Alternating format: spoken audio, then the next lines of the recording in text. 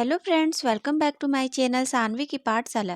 Friends, आज इस video में हम लोग हॉरेस वॉलपोल के द्वारा लिखा गया एक वेरी फेमस नॉवेल जिसका नाम है कासल ऑफ ओटेंटो। इसकी समरी बहुत ही अच्छे से कैरेक्टर मैप के थ्रू हम लोग देखने वाले हैं।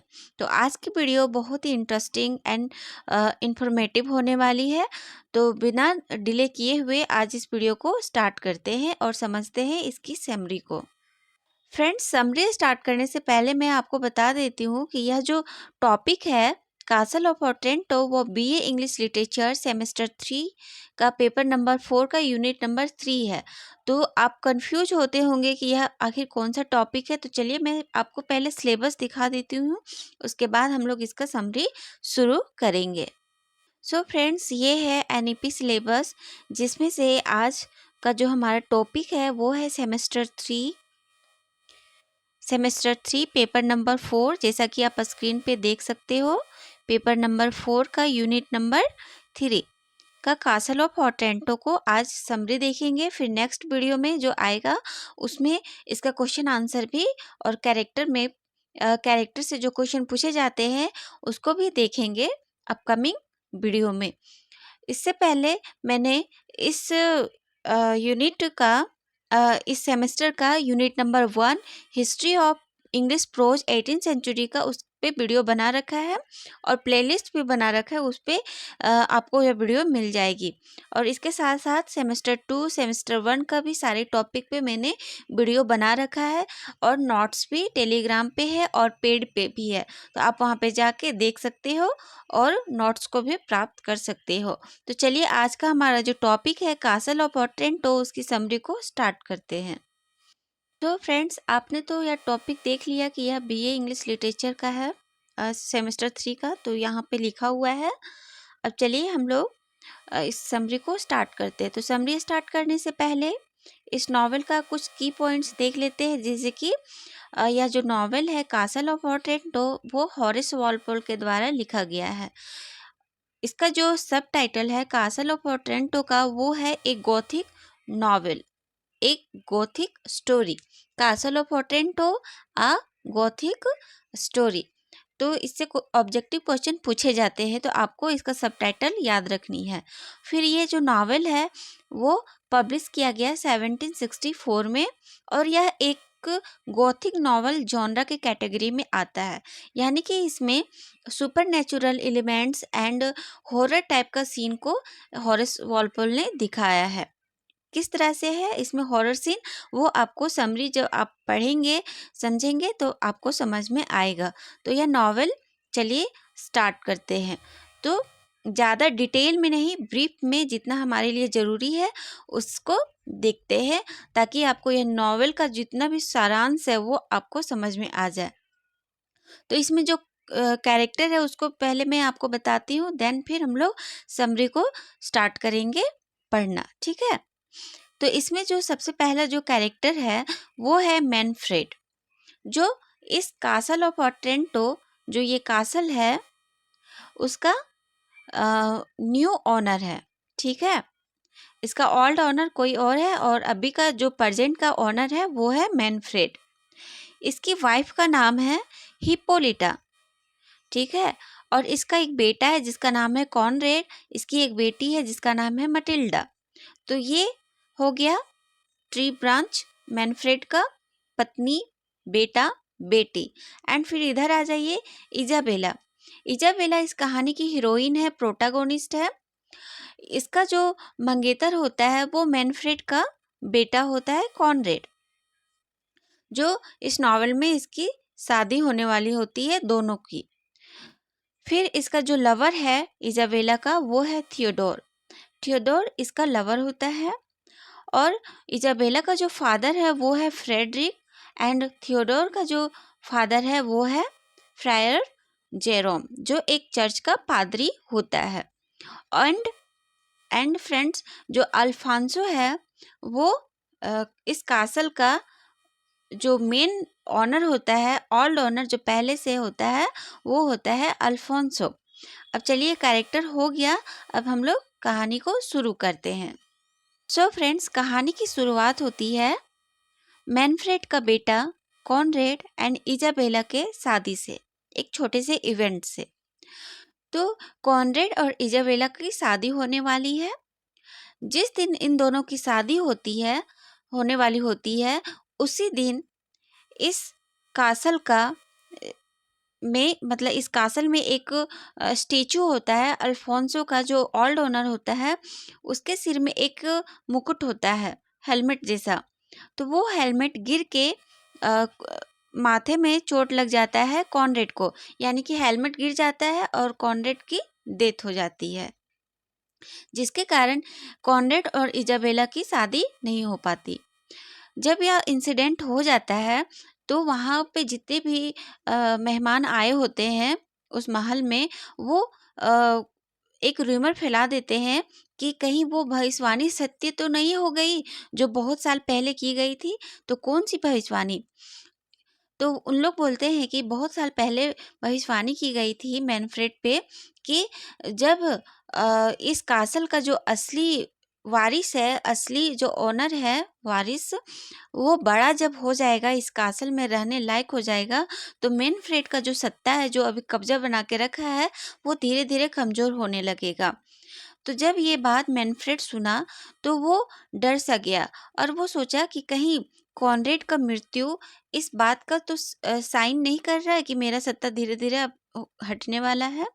तो ये सोच के वह बहुत ही घबरा गया और उसने डिसाइड किया कि वो अब इजाबेला से शादी करेगा, कॉनरेड की मंगेतर जिससे शादी होने वाली थी। लेकिन अनफॉर्चुनेटली कॉनरेड का हेलमेट से डेथ हो गया, इसके बेटे का। तो अब ये अपने बेटे की मंगेतर से शादी करेगा। क्यों करेगा? क्योंकि इसे अब एक वारिस चाहिए, क्योंकि कॉनरेड ही इसका एक बेटा था इकलौता, तो वो अब नहीं रहा, तो इसको अब एक वारिस चाहिए जो इजाबेला से करेगा।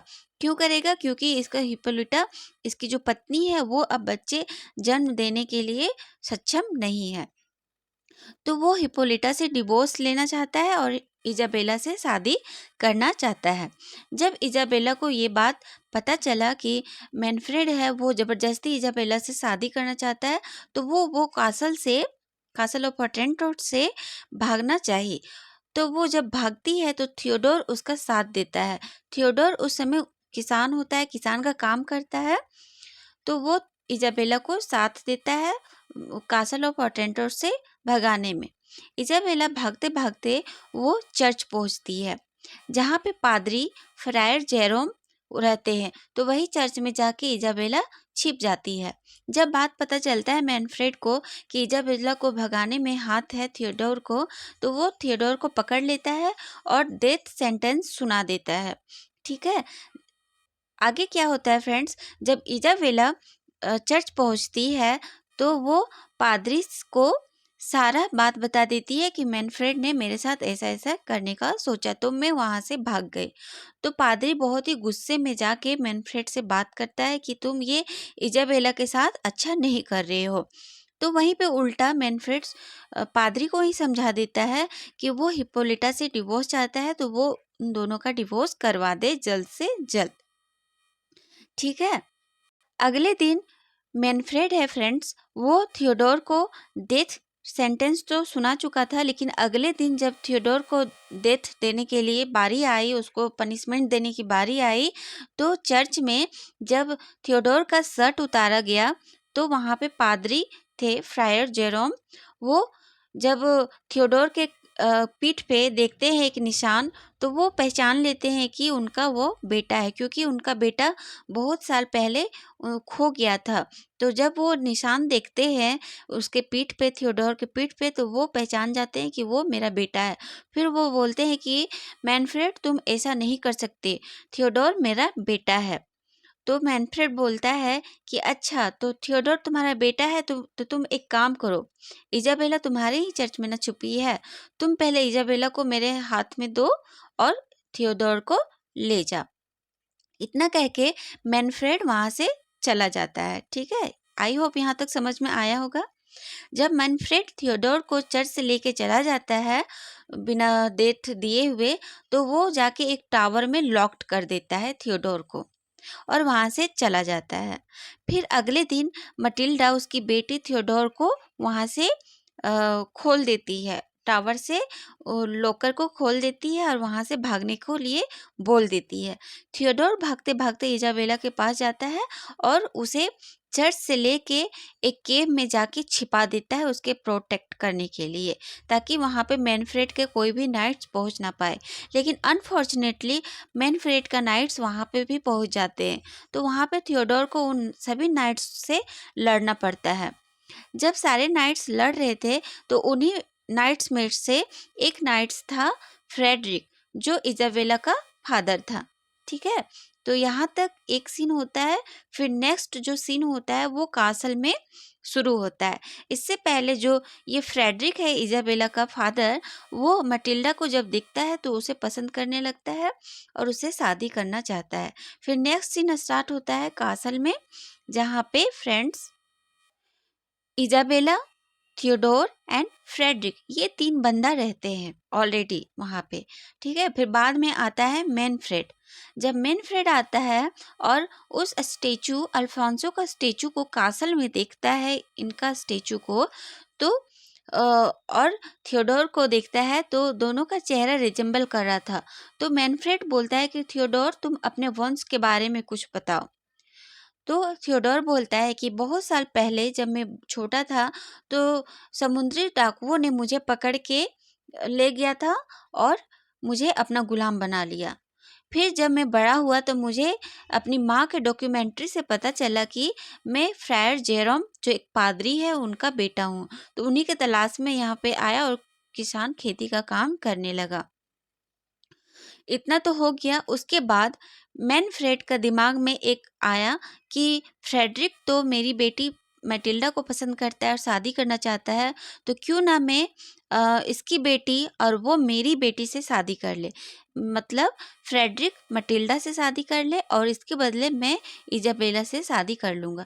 तो ये प्रपोजल फ्रेडरिक को जब मैनफ्रेड देता है तो मैनफ्रेड इनकार कर देता है, जिसके कारण मैनफ्रेड को बहुत गुस्सा आ जाता है।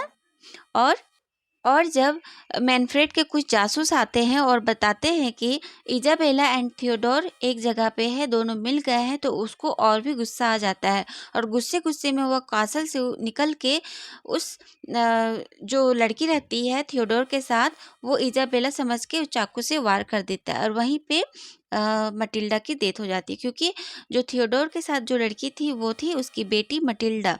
जब वो देखता है कि उसकी बेटी मटिल्डा को उसने ही चाकू से मार दिया तो वो जिंदगी भर पछतावा में ही अपना काट देता है।